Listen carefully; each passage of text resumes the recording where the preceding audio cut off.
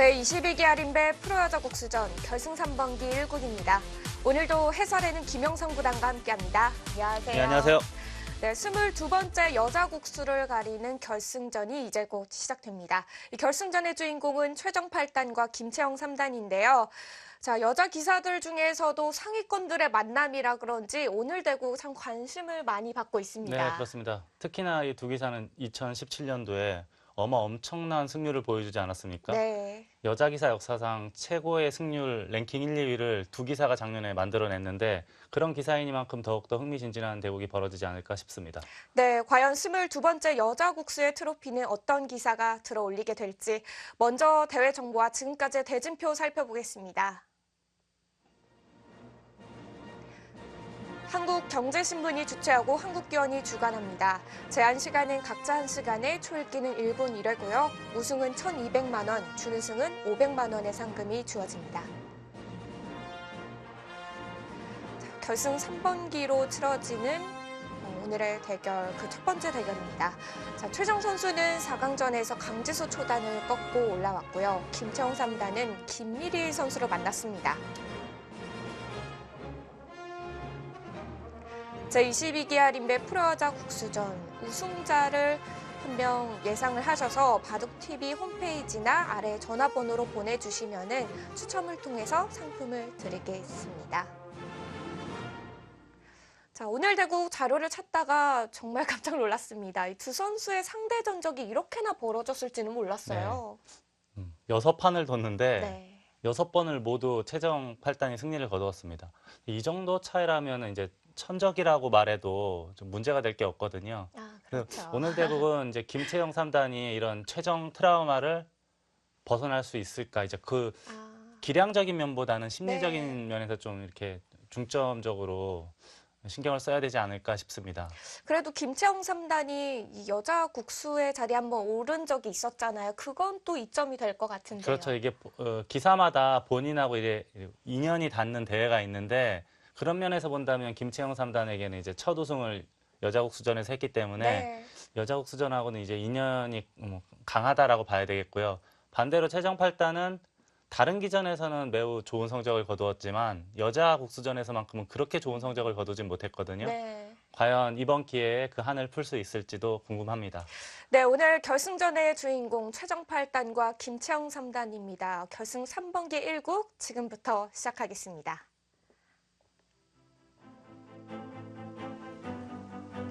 제22기 아린배 프로여자 국수전 결승 3번기 1국입니다.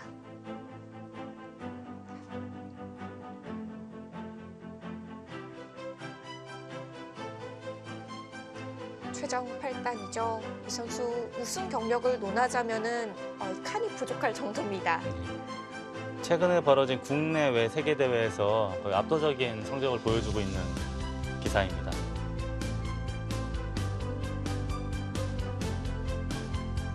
김채영 3단, 지난해 여자 바둑 리그에서의 활약 정말 대단했습니다. 여자 바둑 리그뿐만 아니고 본인이 입단한 지 이제 7년, 8년째 정도 됐는데 네. 가장 좋은 성적을 거두었던 해가 2017년도입니다.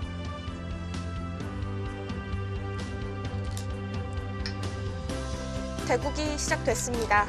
오늘의 2패, 이제 심판이라고도 하는데 요즘에는요. 정대상 구단이 수고를 해주고 있습니다. 자, 초반 착수는 빠르게 나오고 있는데요.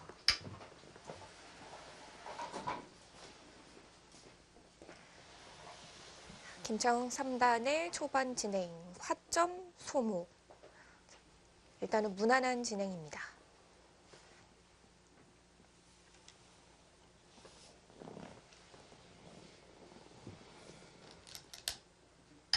자, 이 포석은 이제 커제 구단이 작년 가을에 흙을 잡았을 때 많이 두던 포석인데요.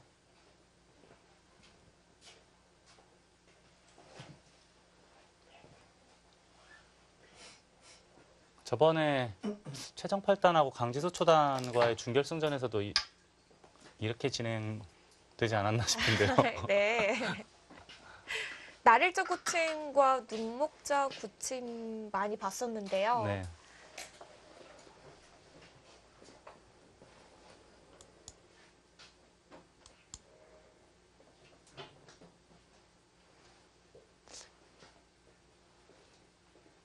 당시에 기억이 가물가물한데 여기 어딘가를 흙이 어딘가 상변 쪽을 두고 백이 이렇게 갈라쳤던 기억이 나거든요.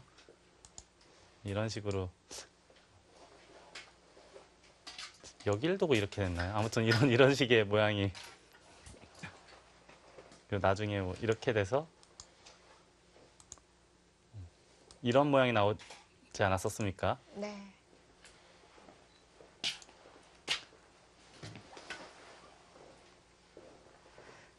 두 기사는 또 단짝 친구기도 하잖아요. 네, 지금 동갑내기 1996년생이고요. 김채영 3단이 학교를 1년 빨리 들어가서 어렸을 때는 하나 위였다라는 이야기도 있더라고요. 그런가요? 네, 입단 연도는 최정 8단이 한 해 빠릅니다. 네. 2010년도에 입단했고요. 국내 무대에서도 활약을 먼저 시작한 건 최정 8단 쪽이죠. 네, 그렇습니다. 여자 대회에서도 우승이 많았고요. 특히 2017년도에는 여자 세계대회를 개인전, 단체전을 막론하고 전부 우승을 차지했어요. 근데 여자 기사가 제가 알고 있기로 그 바둑 대상에서 네. 최우수 선수 후보에 올랐던 적은 없었던 걸로 알고 있었거든요. 근데 최정 8단이 2017년도에 최우수 선수 후보까지 올랐었죠. 그만큼 굉장한 활약을 보여주고 있는 최정 8단이고요. 네. 김채영 3단도 지난해 활약 눈부셨습니다. 김채영 3단도 지난해 거의 75% 정도 승률을 보여줬는데 네. 아마 최정 8단이 없었더라면 여자 기사 중에서 MVP를 받을 만한 정도의 아주 압도적인 성적을 보여줬습니다. 이미 여자 바둑 리그에서는 MVP를 받았으니까요. 네, 그렇습니다. 포스코 캠텍이 우승을 차지하는데 지대한 공헌을 세웠죠.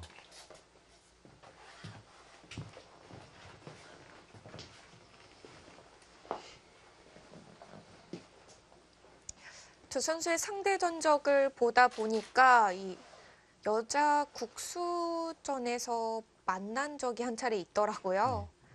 2006년도에 만났었는데요. 8강에서요. 네. 이제 아까도 말씀드렸듯이 지금 자막에도 이렇게 나오는데 네. 상대 전적이 6승 대 6패예요. 모든 대국에서 전부 이제 최정 8단이 이겼다는 건데 저희가 이제 천적이라는 표현도 쓰지만 상극이라는 표현도 쓰거든요. 네. 뭔가가 맞지 않는 거예요. 김채영 3단 입장에서는 최정 8단이 뭔가가 맞지가 않는 거예요. 이제 제 개인적인 견해로는 김채영 3단이 최근에 굉장히 격렬해졌잖아요. 뭐 좀 전투 성향의 네. 치열한 바둑을 두는데 최정 8단 하면은 이제 힘이 아주 막강한 기사거든요. 김채영의 격렬함이 최정의 힘을 뚫지를 못하는 거예요. 다른 기사한테는 이제 잘 먹혔으나 최정 8단한테는 막혔다는 거죠. 네, 그런 점은 조금 생각을 해봐야 될 거예요. 김채영 3단 입장에서도. 김채영 3단이 이렇게 상대 전적이 안 좋은 여자 기사가 없는데 아마 유일하지 않을까 싶습니다. 네.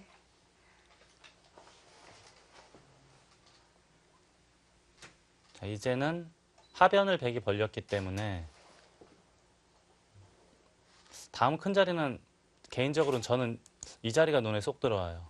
여기를 둬야 상변의 흙의 진영도 넓어지고 또 백이 이제 좌변의 모양이 커질 수가 있는데 그걸 또 방어하는 의미도 있지 않습니까?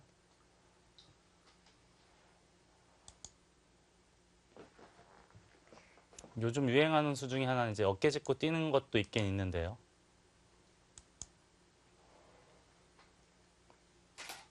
알파고 등장 이후로 인공지능이 등장한 이후로 가장 많이 나오는 수법 중에 하나가 날일자에 어깨 짚는 거죠. 네. 가만히 뛰어받은 수를 선택을 했습니다. 아주 좋은 자리예요. 한 칸 뛰는 수는. 상변의 모양도 넓어지고 좌변의 백 모양도 축소시킬 수 있고 또 하나 3-3을 침투할 때도 흑에게 도움이 되는 역할을 해주고 있는 수법입니다. 그래서 지금 같은 경우에서는 이쪽으로 차단하지 않고 뒤로 받는 수를 많이 두죠. 최정 8단은 그냥 날일자를 했습니다. 이런 모양에서는 일반적으로 이렇게 눈목자를 많이 하거든요. 근데 최정 8단은 좀 약간 신기하게도 날일자를 네. 했어요. 간격이 좀 귀 쪽으로 치우친 듯한 느낌도 있는데요. 네, 그렇죠. 원래 이 정도 둬야 흙이 예를 들어서 이렇게 삭감을 하더라도 뭐 이런 식으로 진행이 많이 되지 않습니까? 근데 지금 날일자를 했다는 것은 눈목자를 하면은 위에서 이런 수로 이렇게 활용을 당할 수가 있어요. 중앙 쪽이. 중앙 쪽이 이제 흙이 모양을 펼칠 때 약간이라도 도움이 될 수가 있는데 네. 날일자를 했기 때문에 흙도 그런 선수 활용은 할 수가 없습니다. 다만 이제 좌변 쪽으로는 간격이 좀 넓어졌기 때문에 그런 점은 약간은 마이너스가 되겠죠.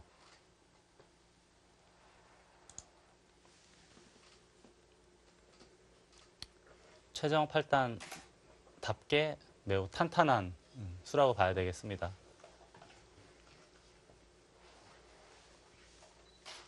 또 다음 예상 착수로는 이 정도가 저는 눈에 쏙 들어오거든요. 이 정도 두면 이제 눈목자는 3칸 정도 둬서 둘 수 있겠고요. 붙이면은 제일 알기 쉽게는 이렇게 하고 3칸 뗄 수가 있겠고, 네. 끼우는 것은 백도 이렇게 차단을 할 테고요. 이렇게 진행이 된다고 가정을 하면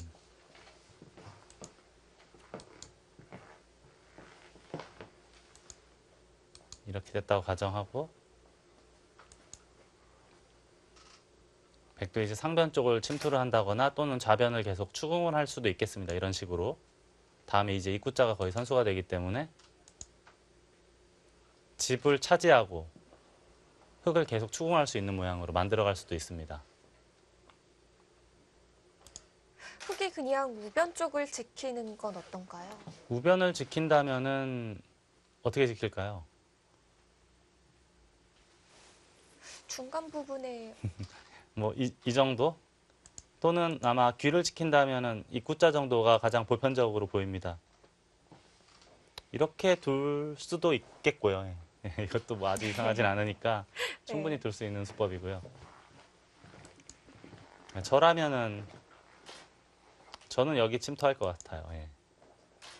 좌변의 모양을 어느 정도 이제 축소시켜 놓고 긴 호흡으로 바둑판을 바둑을 이렇게 잘게 썰어가는 바둑으로 가야 되지 않을까 싶습니다. 네.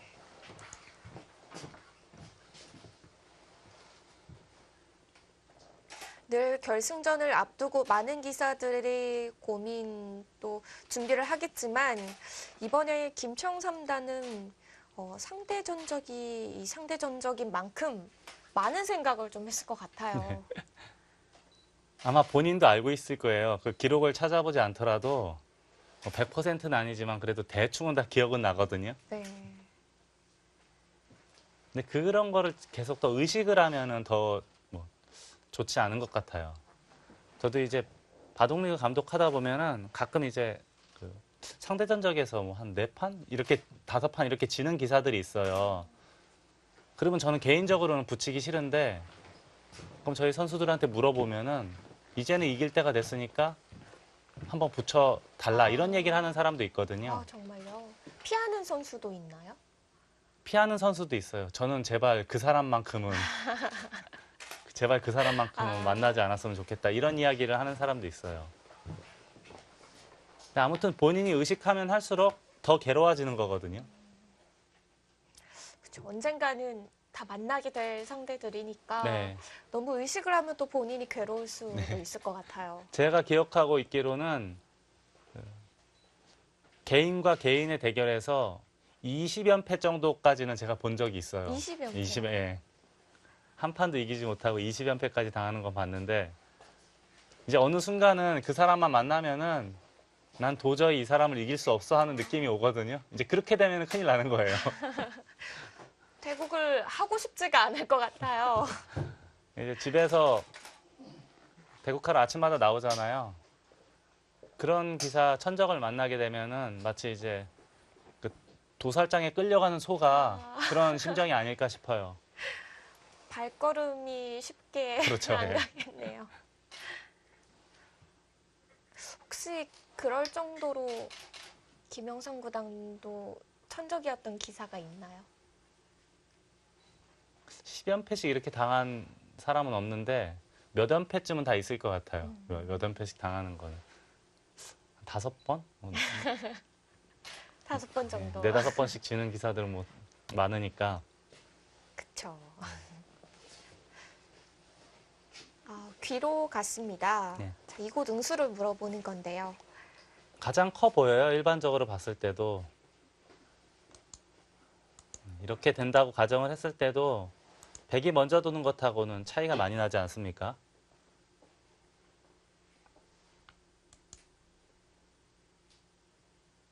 이런 모양에서는 일반적으로 여기 붙이는 수가 있겠고 그냥 차렷하는 수도 있을 거고요. 이렇게 할 수도 있거든요. 젖혀서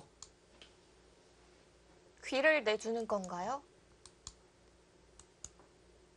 이렇게 두고 귀를 붙이면 다시 젖혀서 귀를 내어주는 척 하다가 다시 또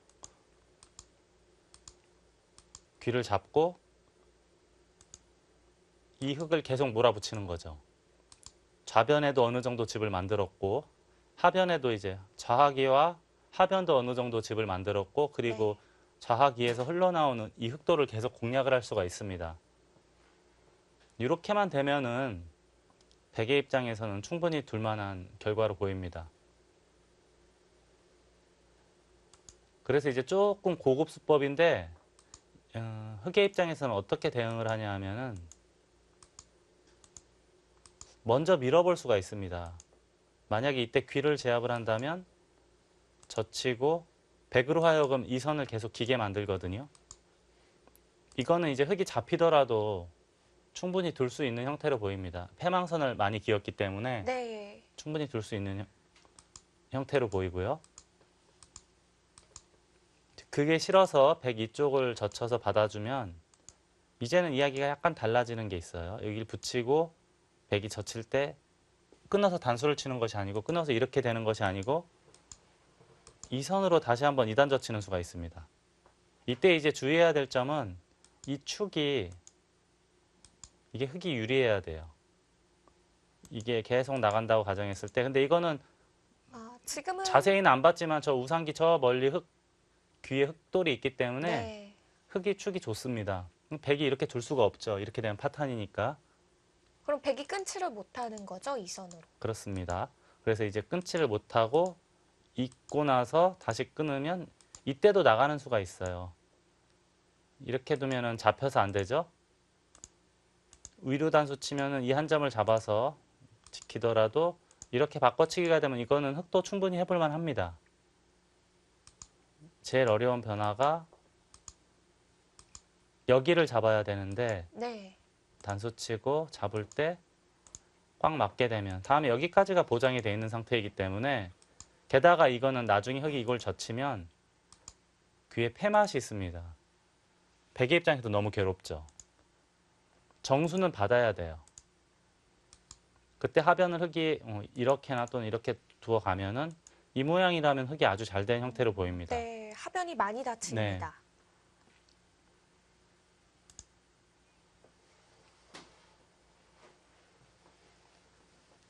그래서 지금과 같은 상황에서는 이쪽을 붙이고 젖히는 것은 여기서 먼저 하나 밀었을 때 백의 응수가 그렇게 까다롭기 때문에 방금 전처럼 된다면은 백이 응수하기가 좀 곤란해 보여요. 그래서 지금 같은 경우는 붙이고 젖히는 것이 그렇게 좋아 보이진 않고요. 만약에 둔다면 붙이고 한 칸 뛸 수는 있겠습니다. 그때는 흑도 이제 여기를 붙이고 치 받을 때 늘어야 되는데 호구 쳐서 만약에 백이 이렇게 눈목 잘 뒀다면 이 모양은 아주 이상해 보이는데 날일자이기 때문에 이렇게 둘 수도 있다는 생각은 듭니다. 다만 이제 이 형태라면 흑이 선수를 뽑을 텐데 네. 선수를 잡고 눈목자 정도를 눈목자나 또는 두 칸을 두게 되면 워낙 좋은 자리예요. 좌변의 백 모양도 없애면서 상변의 흙 모양을 이렇게 키울 수 있는 형태가 되기 때문에 굉장한 호처로 보입니다. 그럼 백이 가만히 귀를 바꿔서 선수를 뽑는 게 나을까요? 가장 일반적인, 보편적인 수법이 아닐까 싶습니다. 붙여서 두는 수법이. 네.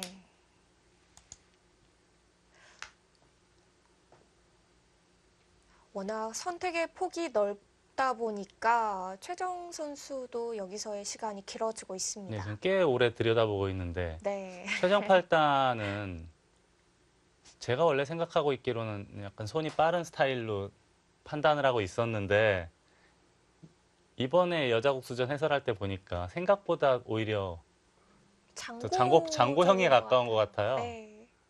특히 저번 대국에 강지수 초단하고 둘 때도 오히려 강지수 초단보다도 시간을 더 많이 사용을 했어요. 훨씬 먼저 초읽기에 몰렸고 네. 강지수 초단은 오히려 최정 팔단이 초읽기에 몰렸을 때 거의 30분 정도 시간이 남아 있었고요. 반대로 강지수 초단은 굉장히 장고형 이미지였는데 맞아요. 전 손이 빨리 나가고 반대로 최정 팔단이 예상외로 손이 좀 천천히 나오는 스타일입니다. 네. 박지은 구단과의 8강전에서도 굉장히 신중했었던 기억이 나거든요. 그래서 승자 인터뷰 때 저희가 원래 빠른 줄 알았는데 오늘 좀 장고를 한 것 같다라고 했을 때 최정 팔단이 원래 자신은 속기 기사가 아니다라고 네. 했었잖아요. 제가 좀 오해를 했었던 것 같아요.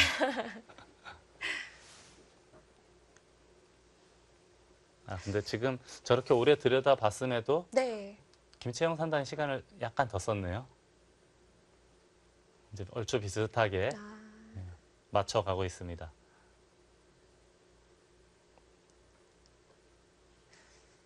오늘은 두 기사의 옷 색깔이 좀 비슷하네요. 핑크핑크한가요? 전체적으로 그 화면 색상도 그렇고 네.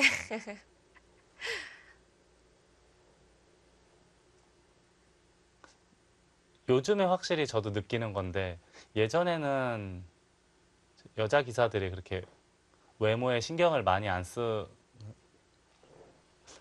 시절이 있었어요. 이제 상대적으로 요즘하고 비교했을 때. 네.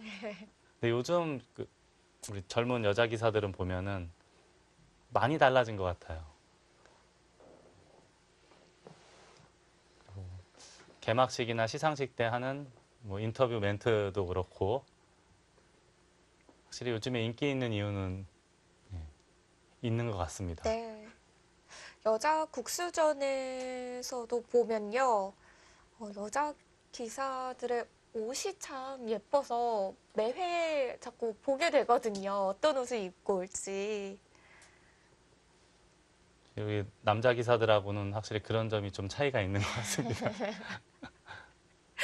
왜요? 남자 기사 중에서도 저번에 매좀배에서 이어덕동 선수가 멜빵 바지에 나비 넥타이를 하고 와서 반응이 좋았었는데요.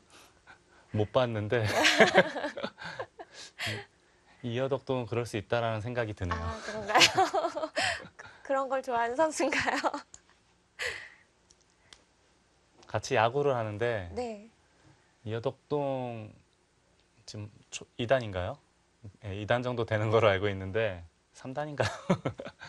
저랑 띠띠 동갑이에요. 아, 네. 네, 띠띠 동갑인데 야구장에서만큼은 저하고 이제 사실상 친구 관계. 아, 이어덕동 선수도 성격이 굉장히 좋잖아요. 네, 아주 밝아요. 밝고 쾌활하고 명랑하고. 제가 농담 삼아 너는 길을 잘못 선택했다고 개그맨의 피를 타고났는데 왜 바둑을 두고 있냐고 제가 늘 그러는데 지금도 늦지 않은. 이제 최종 8단의 생각 시간이 김채영 3단을 추월했습니다. 그렇게 어려운 장면은 아니거든요. 이제 가끔 이제 아마추어 분들, 초중급자분들 바둑 둘 때 보면 이렇게 덥석 씌우시는 분들이 있어요. 이거는 이제 보통 이렇게 진행이 된다고 가정을 했을 때 네. 실속이 없어요. 이제 흙은 거의 10집 가까이 생기지 않았습니까? 나중에 이제 밀면 거의 받아야 되는데 열집 가까이 생겼죠. 이 모양이 아무리 좋다고 하더라도 열집 빼고 나중에 또 이렇게 비마 달려서 끝내기 당하고 하면 남는 게 없어요.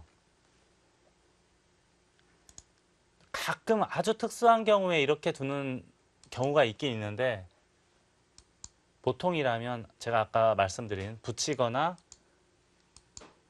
쌍점을 하거나 네. 아니면 이렇게 외목으로 붙이는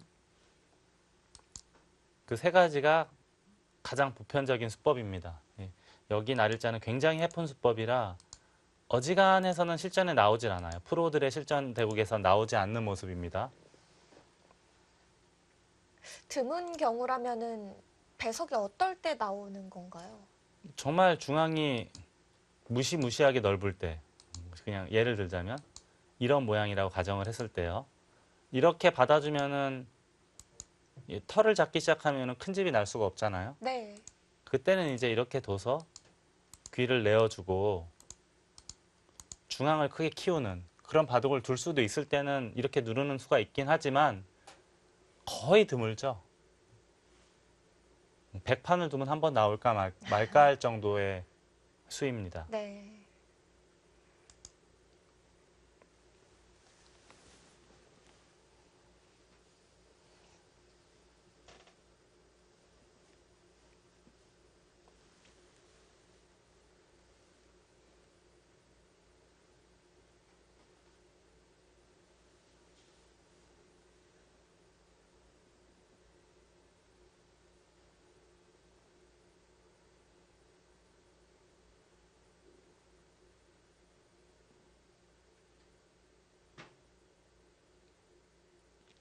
제가 저번 시간에 우리 김채영 3단 그 부녀 기사 이야기를 하면서 네. 아버지가 이제 김성래 KH 에너지 감독이잖아요. 그래서 좀 영월로 이사 간 지 1, 2년 정도 됐는데 영월에 이제 플랜카드가 걸렸다는 얘기를 좀 해드렸죠. 네, 네. 그러면서 그 인터뷰를 봤더니 영월이 터가 좋은지 그 얘기를 했어요. 영월로 가야 되나요?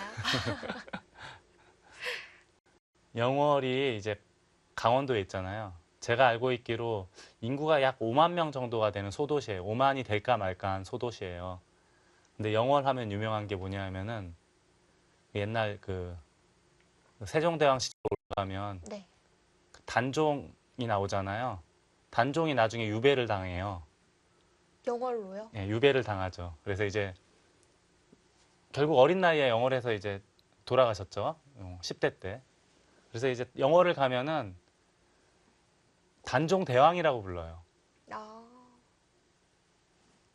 그리고 저도 기억이 좀 가물가물한데 네.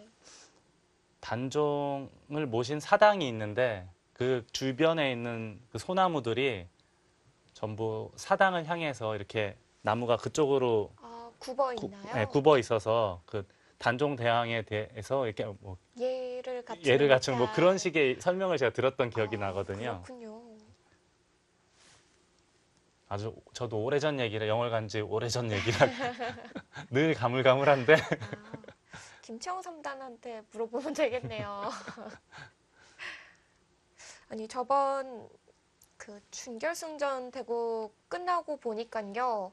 그 김다영 선수가 김채영 선수를 기다리고 있다가 같이 화장실을 가면서 그 수적인 이야기들을 막 주고받고 하더라고요. 네. 뭐 친한 프로 기사들끼리 특히 자매니까 더 친하겠죠. 바둑판이 없어도 이제 저희들은 늘 머릿속에 바둑판이 하나 휴대용 바둑판이 머릿속에 있으니까 네. 그렇게 대화를 많이 해요. 거기 뭐 우상기에서 왜 그렇게 안 받았어? 옆에 입구자 안 했어? 뭐 하변에서는 그거 왜 뒤로 물러섰어? 이런 식으로 네. 대화를 많이 하거든요. 근데 저도 그 광경을 목격을 했어요.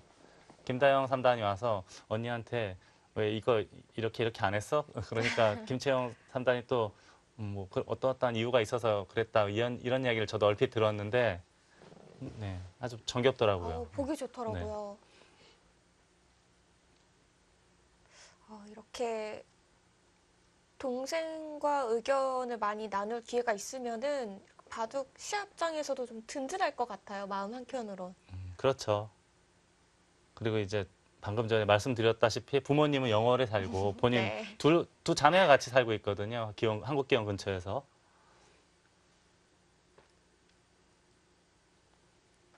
지금 한 15분째 생각하고 있는 거 아닙니까? 10분 정도는 확실히 된 것 같아요. 제가 아까 한참 장구하고 나서 다시 봤을 때가 52분 정도였거든요. 이미 10몇 분을 생각하고 있는 거예요. 그렇게 어려운 장면이 아니거든요.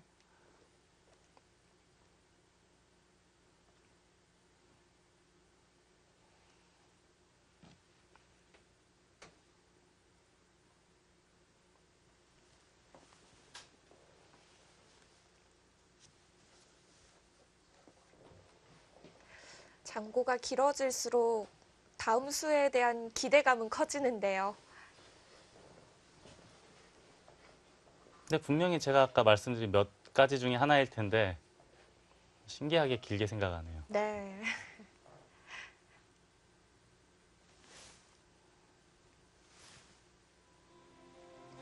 과연 최정 8단이 생각하는 다음 수는 어디일까요? 제22기 할인배 프로여자 곡수전 결승 3번기 1곡은 잠시 후에 이어집니다.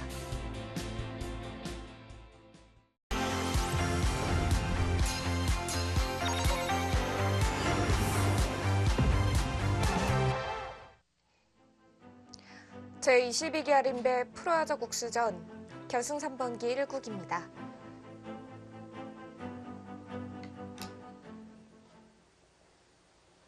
철주를 내리는 걸 선택을 했습니다. 네, 그렇습니다. 15분 정도 생각을 하고 네. 이제 이 수를 이제 철주라는 표현도 쓰고 또 쌍점이라는 표현도 써요. 점이 이렇게 연결돼 있어서. 유창혁 구단은 해설할 때 보면 차렷이라는 표현을 많이 써요. 저희가 차렷 열중샷 하잖아요. 네. 불이 딱 서 있으니까요. 그러자 눈목자로 자리를 잡았고 이제 여기는 이제 물론 큰 자리이긴 해요. 하지만 발빠르게 지금 상변을 침투를 해서 이제 좌상기의 흑돌도 기회가 닿으면 공격을 할 수도 있다라는 뜻이죠. 흑도 우선은 뭐 뒤가 어떻게 될지 모르겠지만 우선 하나 덥석 씌워 놔야 되지 않을까 싶습니다. 최정 8단은 이 좌귀에서의 진행보다는 상변의 진행을 생각하느라 시간이 더 걸렸겠죠. 그렇다고 봐야겠죠. 좌하기의 이 철주, 차렷인지 철주인지는 모르겠지만 네. 좌하기의 저 차렷은 어려운 수는 아니잖아요. 누구나 쉽게 둘 수 있는 수임에도 오래 들여다봤다는 것은 그 이후 진행에 대해서 많이 살펴보지 않았을까 싶습니다. 네.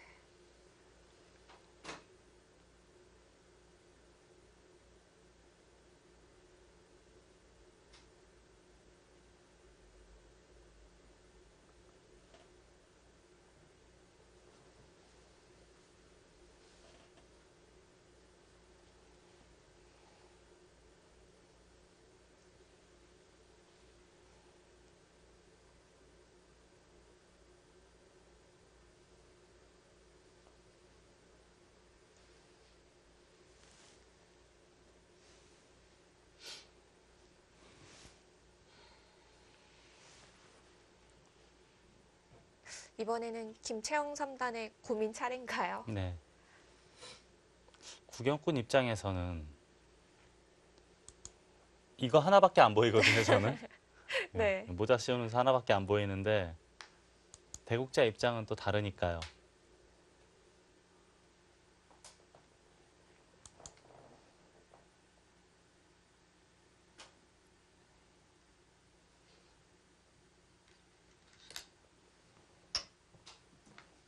귀를 먼저 달리네요. 이거는 아마도 백도 받아줄 거예요.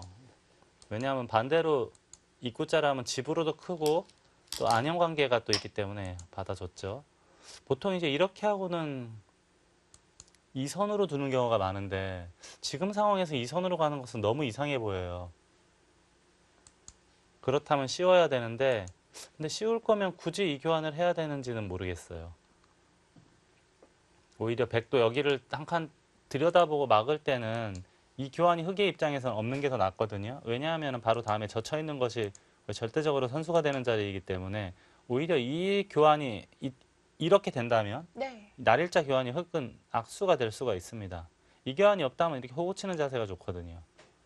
젖히면 또 젖혀서. 근데 지금은 들여다보고 맞게 되면은 반선수 역할을 하게 됩니다. 담에 젖혀 있는 것이 워낙 기분이 좋기 때문에 흙도 늘거나 또는 젖혀 이어서 받아줘야 돼요. 이렇게 된 상황에서는 흙도 여기를 둘 이유가 전혀 없잖아요. 둔 다음은 3-3을 들어가야죠. 그래서 씌울 거면은 굳이 이 교환을 꼭 해야 되는지는 모르겠어요. 그럼 안 쉬어갈 가능성이 더 높은 거죠? 그럴 수도 있는데 이 모양에서 2선으로 넘어가기에는 너무 기세가 없어 보이거든요. 이렇게 두기는 싫습니다. 느낌은 씌우고 싶은데 이 교환을 했다는 것은 이런 것은 이제 사람 머릿속으로 김채영 3단 머릿속으로 들어갈 수가 없으니까 알 수가 없죠. 나중에 이제 끝나고 나서 복귀할 때는 아 그렇게 모자가 아니고 한 칸으로 이것은 이제 밀고 나오면 젖혀서 싸우겠다라는 뜻으로 보입니다. 젖히면 또 젖힐 수도 있겠고 지금 이 모양은 축이 흙이 좋기 때문에 이렇게 둘 수도 있어 보여요. 당장 끊는 것도 가능은 해 보입니다. 이건 축이 아니기 때문에 네. 흙도 충분히 싸울 수가 있는 모양이에요. 이렇게 된다면. 그래서 이제 이런 모양에서는 날일자를 하고 나와 끊거나 할 때 붙이는 뭐 이런 맥을 보여주려고 그랬었는데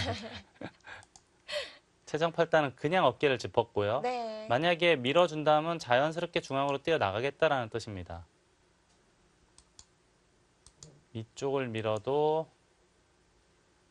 자연스럽게 이렇게 늘어두면 다음에 미는 것이 거의 선수이기 때문에 어디를 두더라도 백이 바깥쪽으로 탈출을 한 데는 전혀 문제가 없습니다.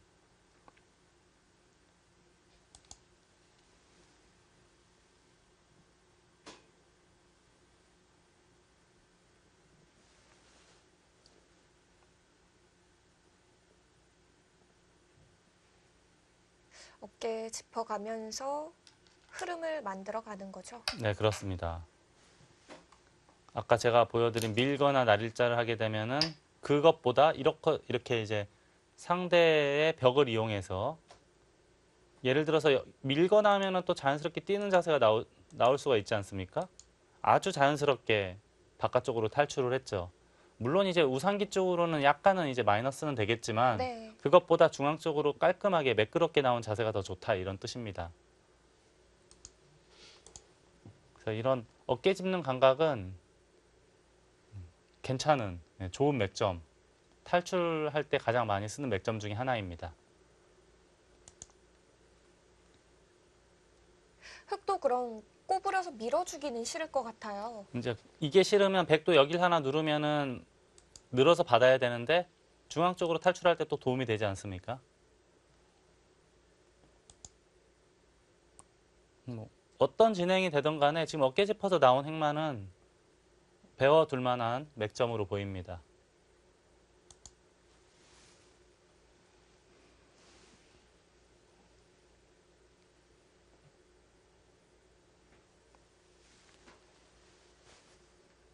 얼마 전에 이제 여자 바동리그 챔피언이었던 포스코 캠텍하고 시니어 바동리그의 챔피언이었던 KH 에너지팀 간의 네. 대결이 있었죠. 그러면 부녀의 만남인 건가요? 뭐 부녀가 대국을 하지는 않았지만 아무튼 이제 결과만 놓고 봤을 때는 일방적으로 네. 우리 여성 기사들이 압승을 거뒀죠. 근데 나중에 제가 이제 사적으로 이야기를 좀 들었는데 재밌는 이야기를 몇 개를 들었는데 이제 네. 그 중에 하나가 조치훈 구단이 인터뷰를 하는데 김채영 3단이라든지 다른 뭐 조혜영 구단이라든지 연령 차이가 아버지 뻘도 더 차이 나요. 한 40여 세 정도 차이 나는 걸로 알고 있는데 네. 그럼에도 아주 김채영 사범이라고 깍듯하게 인터뷰하는 것을 보고 좀 놀라웠기도 했고요.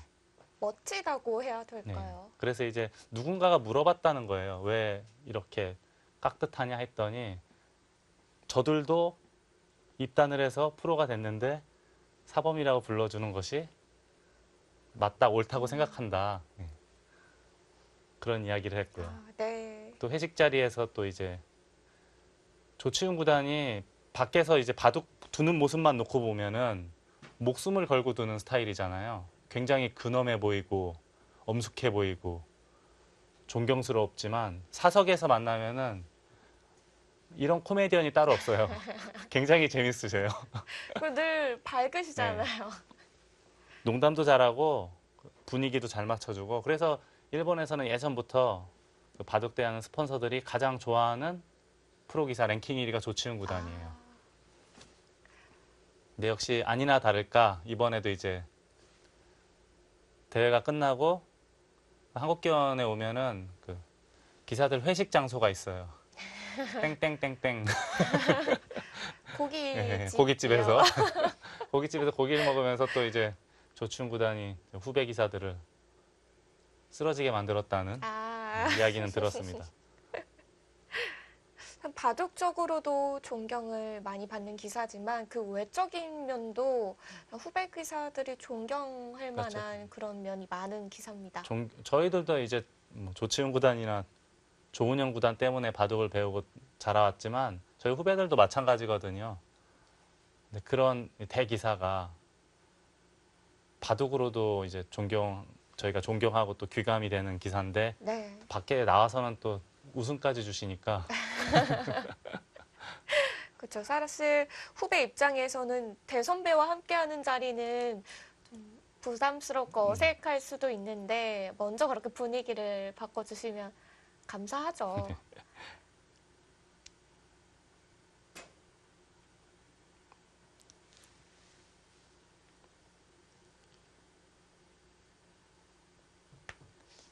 김채영 3단은 지금 좀 고민이 될 것 같아요. 계속 추궁하자니 백이 우선 나가는 다음에 바깥쪽 탈출한 다음에 이런 데 나가 끊으면 오히려 흙이 더 부담이 될 수도 있는 전투입니다. 그렇다고 일단 여기를 지켜놓고 네. 이 자리는 좋은 자리예요. 반대로 백이 오면 이 흙돌 두 점이 아직은 공격 대상 아니니까 이제는 이 한 칸으로 인해서 더 이상 공격당하는 일은 없다라고 봐야 되고요.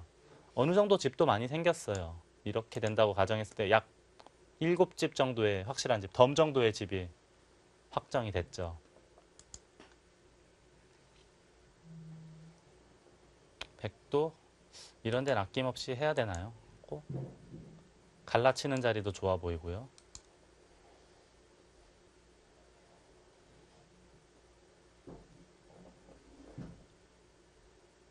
바로 들여다보는 것도 생각은 해볼 수 있겠습니다.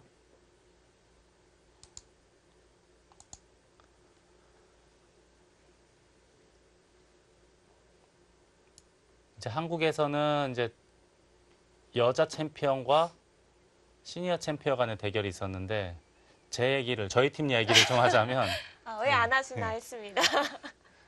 저희 팀 이야기를 하자면 저희는 이제 이번에 북경을 다녀왔어요. 네. 베이징을 다녀와서 중국 우승팀이랑 이제 한중 챔피언전을 했는데 이번에 또 재밌는 소식을 하나 들었어요. 그 우리가 잘 알고 있는 이창호 구단의 라이벌 창하오 구단. 네. 창하오 구단이 중국 기원의 부주석이 된 거예요. 부주석이요? 부주석이라고 하면은 글쎄요. 어느 정도로 생각하면 될까요? 한국으로 치면은 부사장. 회사로 치면은 그 정도 되지 않을까 싶어요. 뭐 부사장이나 부회장 정도 되는. 굉장히 높은 자리네요. 네. 아직 이제 40대 초반이기 때문에 네. 어떻게 보면 약간 주저할 수 있는 연령대잖아요. 근데 그럼에도 흔쾌히 수락했고 또 이번에도 저희들 행사하는데 계속 나와서 도움도 많이 주고 또 회식 자리에서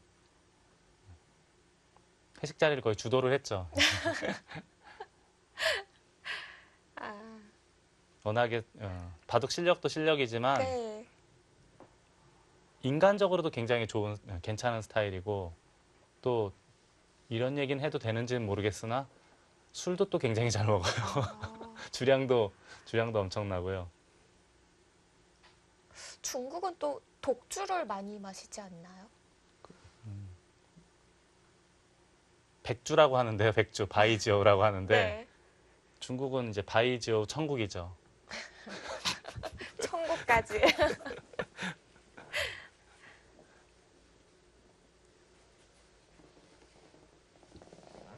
또 이창호 구단 팬 사인회도 크게 열렸던데요. 네, 이제 정관장 홍삼이 네. 우리나라에서도 물론 이제 압도적이지만 중국에서도 꽤 잘 나가는 인기. 인기 품목 중에 하나인데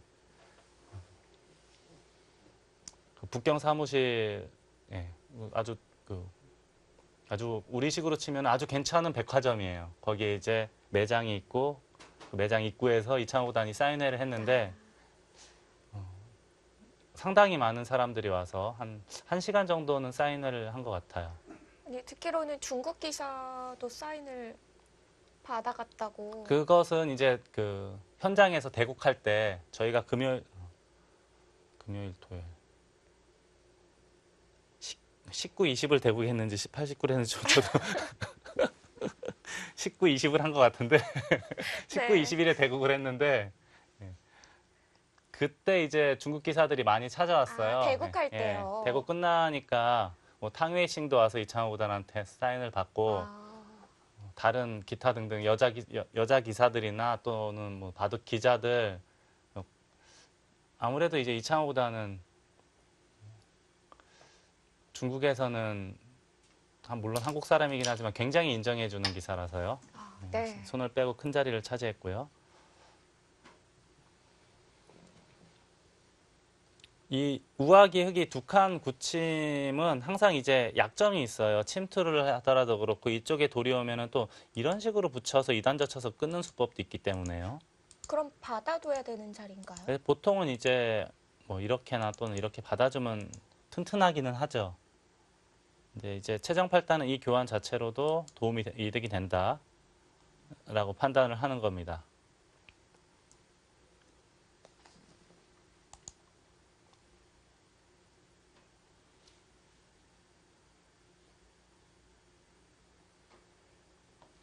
이창호 구단은 이제 중국 사람들한테 얼마나 인기가 있냐면은 예전에 한 10수년 전에 상하이에서 이제 이창호 구단하고 저하고 이창호 구단 친동생이 있어요. 같이 셋이 이제 전철을 타고 돌아다니는데 그 당시에도 이미 사람들이 수군수군 대는 소리가 다 들려요. 알아보고서. 예. 리창하오 하면서 이창호의 중국 발음이 리창하오거든요. 근데 저희가 이제 이번에 베이징에서 바둑 두기 전에 네. 베트남 다낭을 갔어요. 정관장 황진단 우승 기념. 예.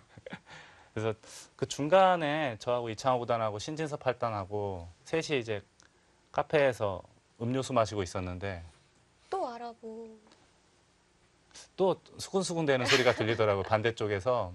네. 그 중국인들 남자 5명이 앉아서 차 마시고 있었는데 바로 또 수군수군 대더니 곧 찾아와서 또 사인도 받고 사진도 찍어가고 하더라고요. 그만큼 이제 이창호 구단의 중국에서의 인기는 타의 추종을 불허할 정도입니다. 한국보다 더 인기가 좋은 것 같은데요. 그럴 수도 있지 않을까. 네. 협공을 했습니다. 네.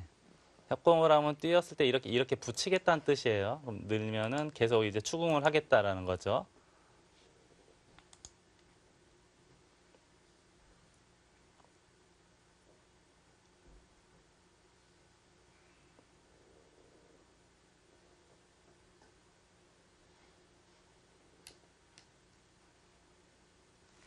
협공은 했지만 결국 귀를 지키기는 해야 되는데요. 언젠가는 지켜야 되는데 그 언젠가가 그 타이밍이 참 잡기가 어렵죠. 하나만 붙여놓고 무겁게 만들어 놓고 뛰면은 가장 보편적이긴 하거든요.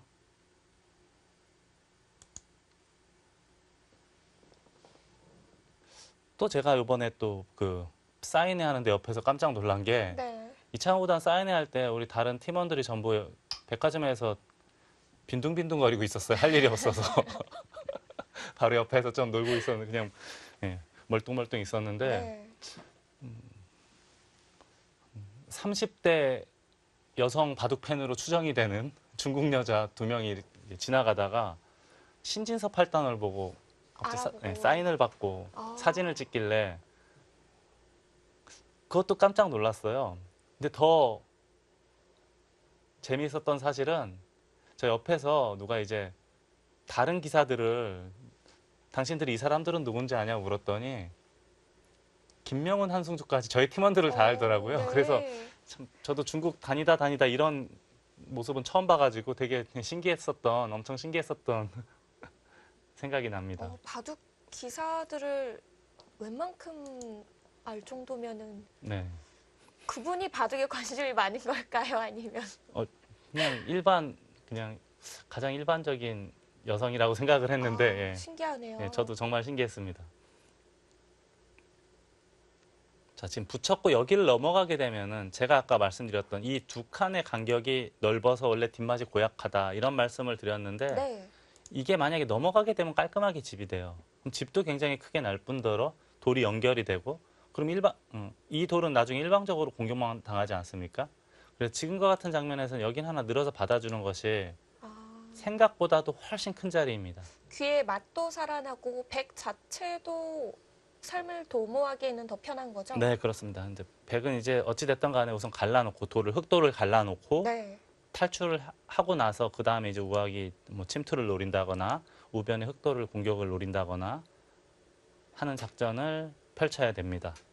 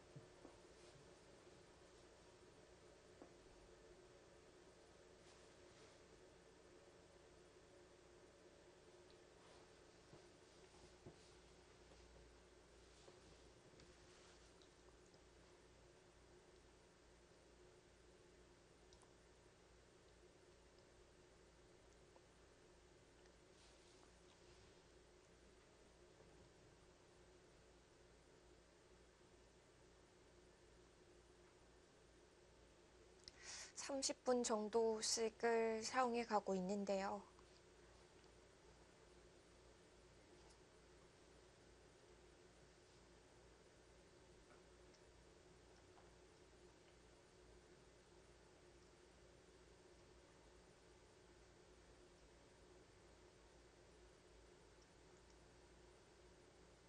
최종 8단은 보면은 제가 꼭 예상하지 못했던 장면에서 장고가 길어지는 스타일이에요.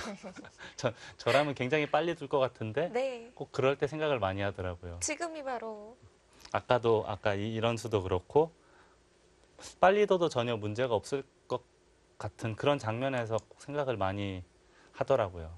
꼭 비단 오늘뿐만이 아니고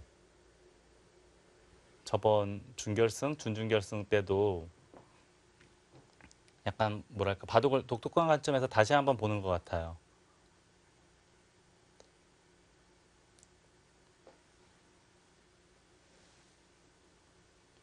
어떻게 보면 신중하다고 말을 해야 될까요?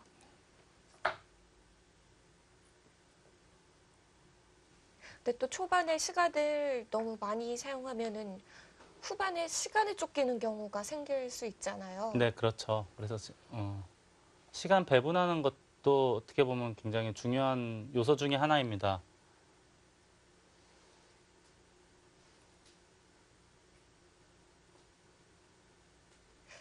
그래도 다행인 건 이번 프로 여자 국수전에서의 최정 선수의 대국을 보면은 후반에 시간에 쫓겼다고 해서 뭔가 흔들리거나 그런 모습은 보지 못했거든요. 네. 또 하나 제가 알게 된 사실 중에 하나는 최정하면 당연히 이제 막강한 전투력 그것만 생각하고 있었는데 네. 형세 판단이나 또는 이제 끝내기 능력도 보면은 예전에 비하면은 한 차원 더 발전한 모습으로 보입니다. 이제 안정감 있게 정확하게 마무리 짓는 모습을 계속 보여줬거든요.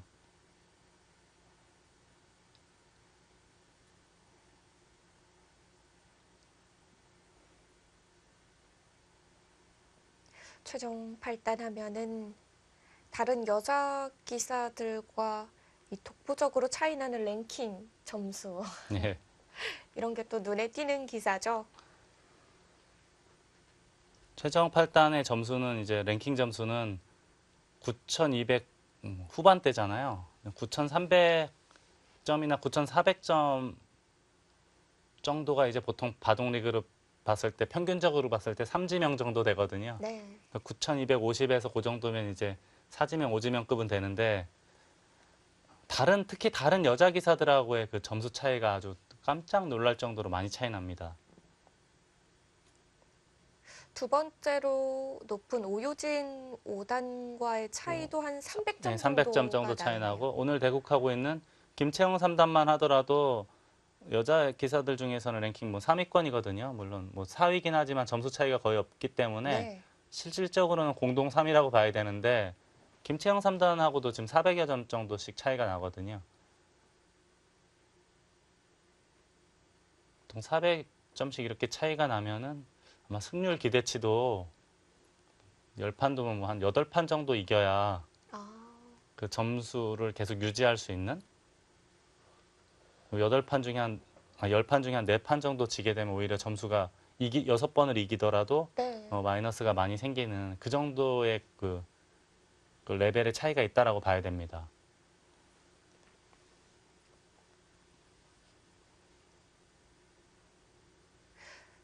독보적인 여자 랭킹 1위라는 말이 딱 맞는 순간이고요.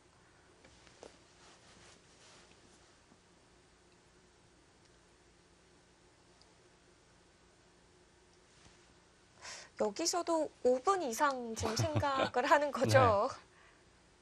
100판을 두더라도 전부 2선을 넣을 것 같은데 네.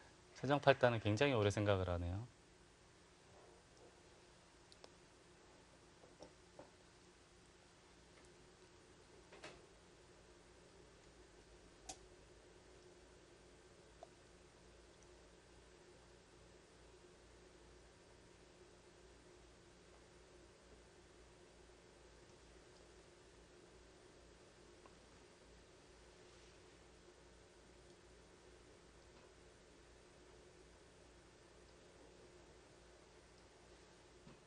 상대방이 이렇게 장구를 하면은 보통 어떤 생각을 하고 있나요? 나는 다음에 어디를 둘 것인가 이런 생각을 많이 하죠. 여길 두면 저길 둬야지 하고 일단 바둑에 대한 생각을 많이 하고 이건 좀 긴 시간 대국 예전에 이제 뭐 개인당 3시간, 4시간, 5시간 이런 대국 있었잖아요. 네. 예전에는 5시간 대국을 두면 10시간을 넘게 바둑을 둬야 돼요. 물론 아닌 경우도 있긴 하지만 각자 제한 시간만 5시간이요. 그렇게 되면은 그 뇌를 풀 가동할 수가 없잖아요. 좀 멍 때리고 있는 그런 시간도 좀 있고. 쉬게 해주는 거죠, 뇌를. 근데 지금 요즘처럼 이제 대국 시간이 굉장히 짧아졌잖아요. 제한 시간이. 제한 시간이 짧아지면은 소위 말하는 멍을 때릴 시간이 없어요. 끊임없이 이제 바둑판에 모든 에너지를 발산을 해야죠. 짧은 시간 안에 집중력을 최대치로 끌어올려야 되니까요. 네. 예전에 이제 일본 바둑을 보면은 이틀 대국도 있잖아요. 물론 아직도 있긴 하지만. 그리고 이제 제한 시간 5시간, 6시간은 뭐 너무 많았고요. 자다가 시간 패한 사람도 있고요. 그리고 종종 보면은 휴식 근처에 가서 네. 짧게 짧게 자고 오는 사람도 많더라고. 와, 거길 뒀어요. 아, 이건 정말 예상 밖인데요. 내려서질 않았습니다. 이 자리가 굉장히 크다라고 계속 말씀을 드렸는데 손을 뺐어요. 근데 어차피 여기를 두더라도 흙도 손 빼기 흙이- 어렵다는 건가요? 그렇다고 여기를 받아줄 수는 없지 않습니까? 너무 발이 느려서요.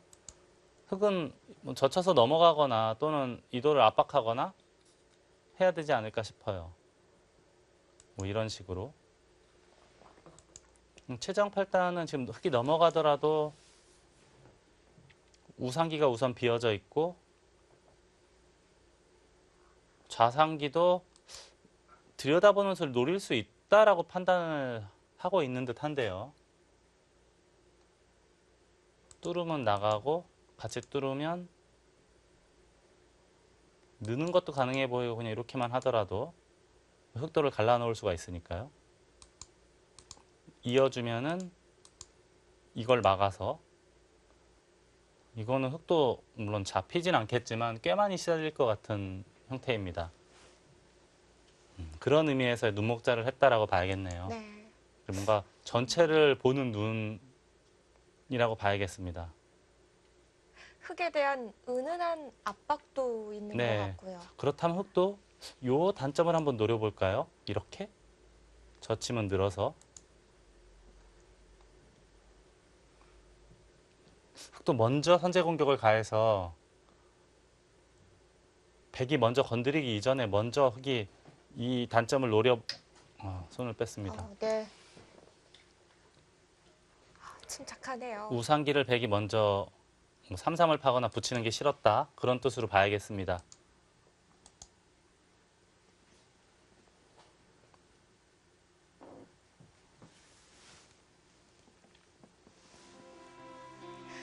제22기 한인배 프로여자 곡수전 결승 3분기 1국은 잠시 후에 이어집니다.